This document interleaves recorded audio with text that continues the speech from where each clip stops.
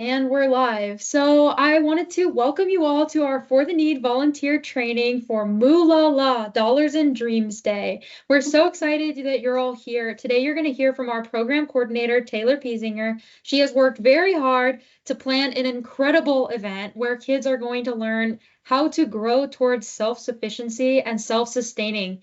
So often kids are and their families are experiencing homelessness and poverty, and they remain in homelessness and poverty because they don't have the tangible skills to get out of that. Now, of course, we're only doing a 1 day, 5 hour event relating to this topic, but we hope to have a long-term impact on these kids with every event that they attend and teach them something that they can take home, like the idea of leaning on mentors, the idea of applying for a job and reaching out to people when you need help. And we're trying to teach these core character traits and principles, and that they can take home and hopefully help them have a better life. So you're going to be hearing from Taylor, and without further ado, I'm going to hand it over to her. Hi, everybody. All 5 subscribers of us are all here. Thank you, guys. Quick update on For the Need and what's kind of going on our end. We've got Mentor Hub, which we're constantly talking about. It's our mentor communication program software that we use. We're ramping up communication with our by adding in new mentors all the time. We're constantly trying to keep our mentors and mentees in contact. Our goal is to have about 80% communication between the mentor and mentees. So that means about once per week. And with many of our mentors, we're hitting that. We're starting to get those numbers in, which is great. The next thing is our bow and arrow party and our hospital party. On December 13th, we're going to have our annual hospital party at the Wellness Center in LA. And on December 14th, we're going to have our bow and arrow party, which is focused around gratitude and giving back. And that's going to be at the Simi Church of Christ. Now on to the event. Not too many things going on our agenda right now, but so we are partnering with Premier America to bring financial literacy and preparation to the youth in our program. We're going to be having a guest speaker from Premier America come and give us a 5-minute conversation about who he is. And we really love Alex. He's great. He's got a good story behind him. So we can't wait for that one. Our next event is focused on future focused. It's the 5th pillar in our program out of 6. And it spotlights how to foster long-term success in career, education, financial literacy. However, for this event, we're going to be focusing mostly on financial literacy, with one outlier being our blue group. They're going to be mostly focused on interview prep and mock interviews, but they will also have some other financial work at the end of the day. And we're aiming for the arrows to have to build a self-sufficient, become self-sufficient, confident, and a winning mindset. And that's kind of like when you say, I can do something, and you actually do it. And we want to give them those skills to be able to do that. The skills, the knowledge, resources, everything that they need to thrive in their personal and familial finances. And this is to break that cycle of poverty and build a better future for the next generation, which is our kids. Our first session is going to be our Money Bunny books. I love the name of those. I feel like my kids would be all over this. So it's going to be for our preschoolers and our red group. Frankie and Monica from Premier America are going to be heading up this session. And the books are an introduction to simple money concepts, where a little bunny learns the power of money, earning, saving, spending, and giving that money.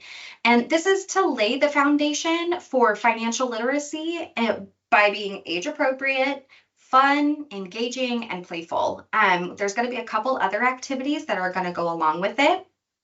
But this is to instill that positive money habits early and encourage that financial responsibility. that aligns, as financially responsible as, a 5-year-old can be.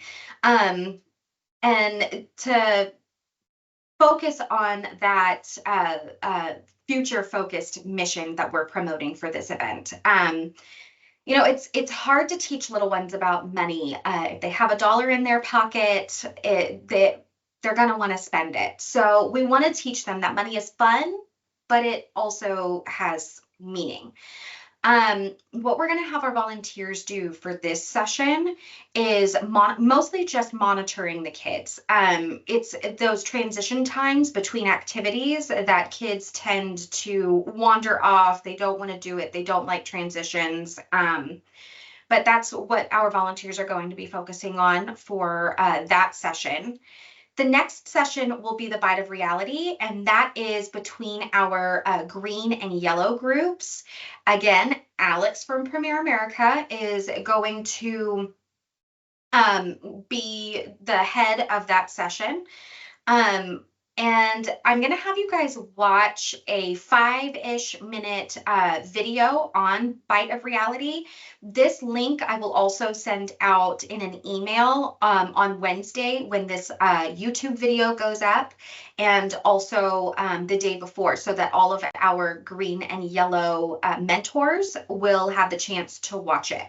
But let me get that going for you guys. Hi, I'm Tina Lozano with the Richard Miles Johnson Foundation. Thank you so much for volunteering for your upcoming Bite of Reality. You're going to find that it's a fun, exciting, and really impactful experience.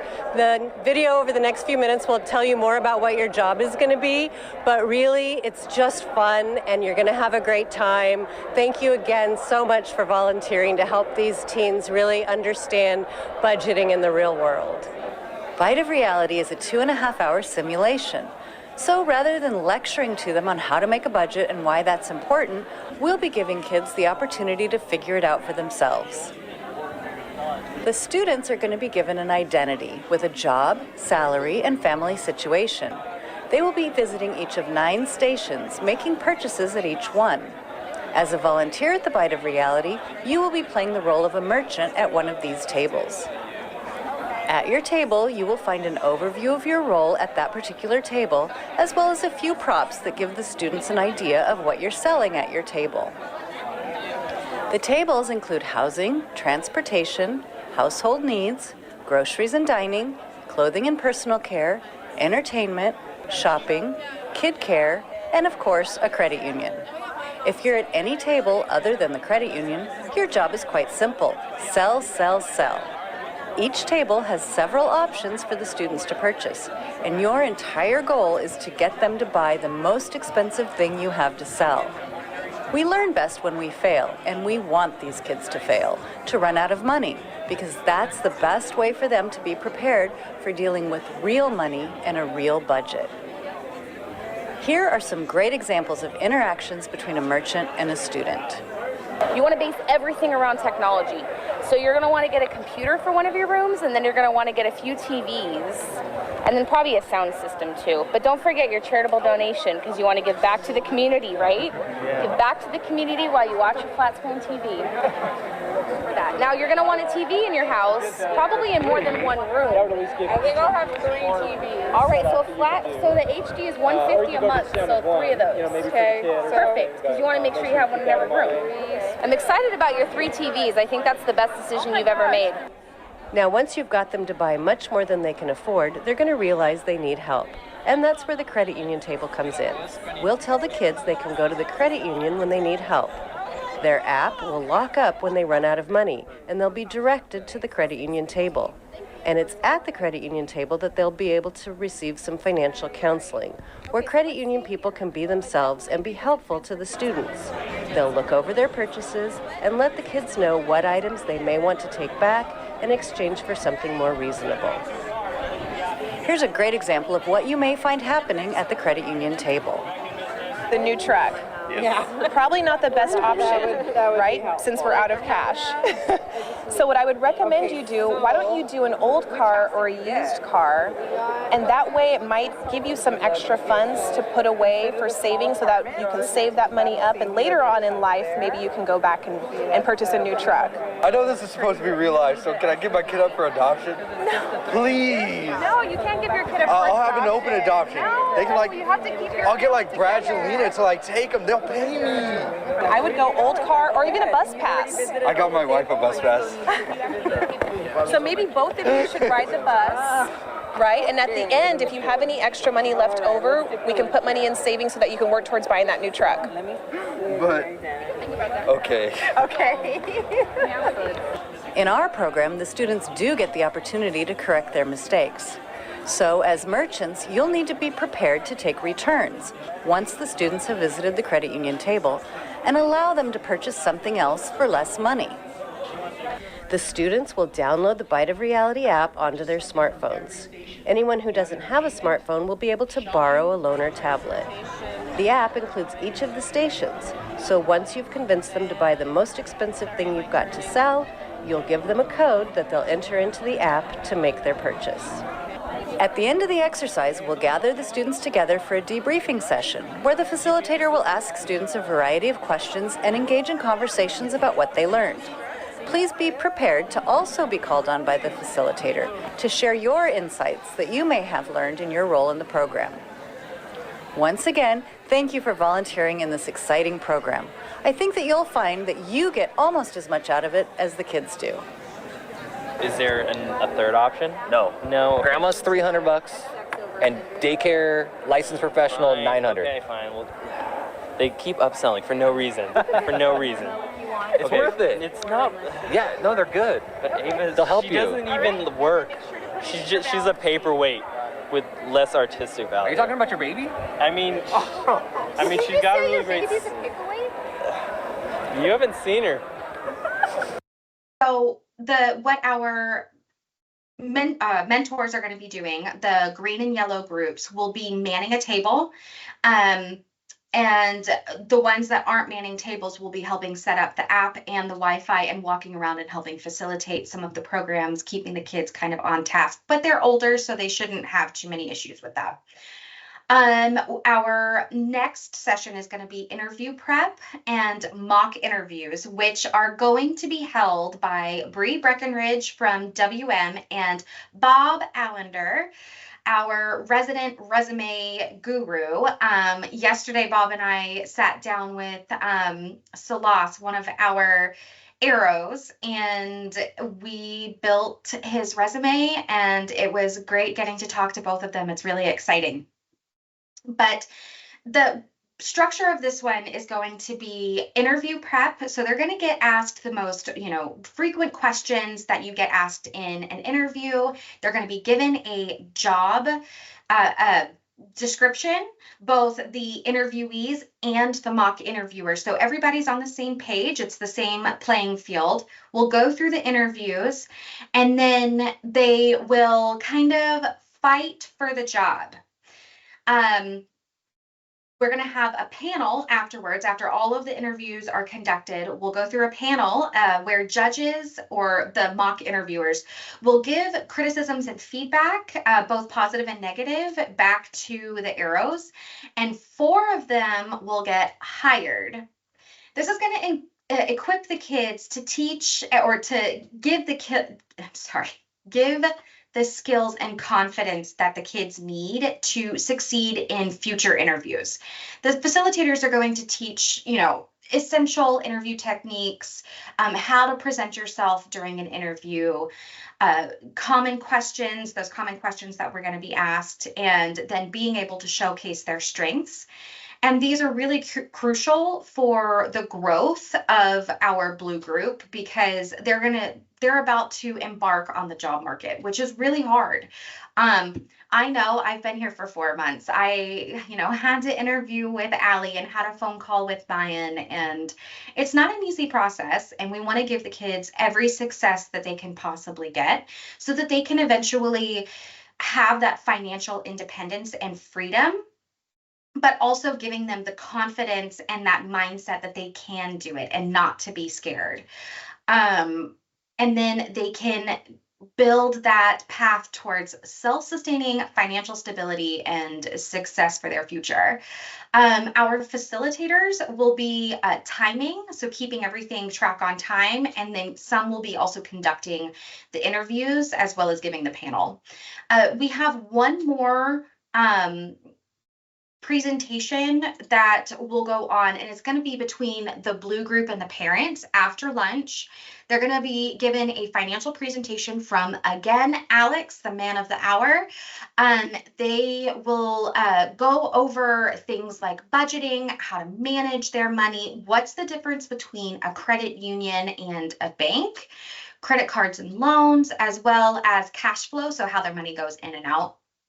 And so that they can keep their knowledge and informed skills and decisions about their personal finances, as well as their familial ones.